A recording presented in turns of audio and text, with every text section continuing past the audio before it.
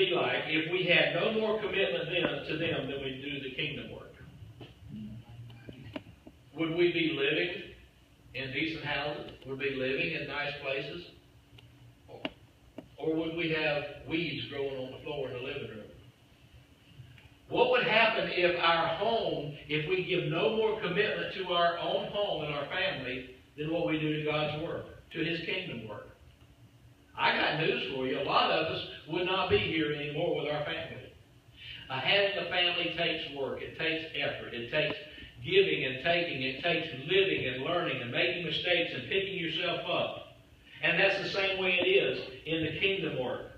How long will you keep your job if you called in for the things that you keep from doing your commitment to God's work?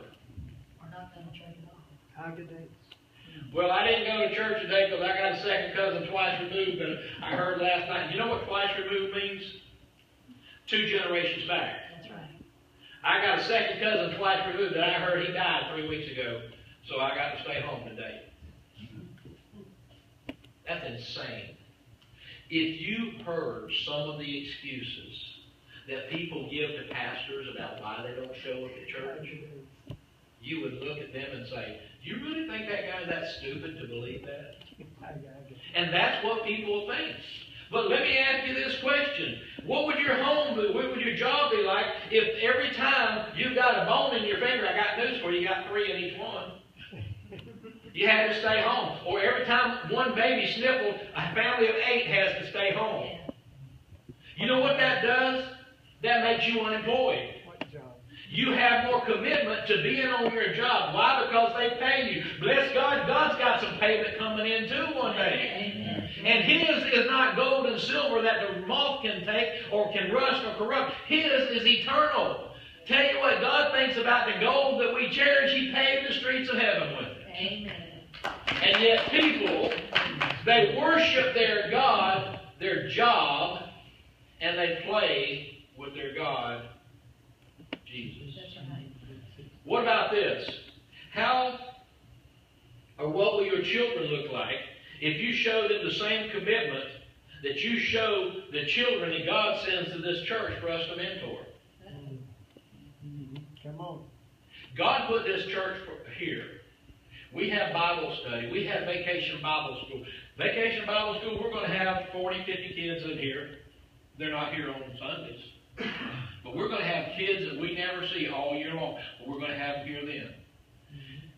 What happens to those children is important because God has given us the responsibility and the privilege to influence their life. But what would your children look like if you ignore them like you did the one God trusted us with? God trusts us with the children that He sends to this church. And then when we see them living in hell-filled homes, and they don't know the Bible from Sears and Roebuck's catalog, if they even have one anymore. They don't know anything about God whatsoever. And you look at them and say, well, their parents have failed them. You failed them. You failed them. So when God brings them into your path, they become your responsibility to be the love of Jesus too. Amen. And what would your children look like if you gave them no more concern than you did everybody else? I want to tell you something. Vacation Bible School is a stress. It takes everything you've got to keep up. And this year will be the first year that we are going to need help like we never needed it before because of the other responsibilities that we have this year we've never had before. But it's up to us to fill in the gap, to stand in the gap. Amen. When the care for your church and the things that matter to our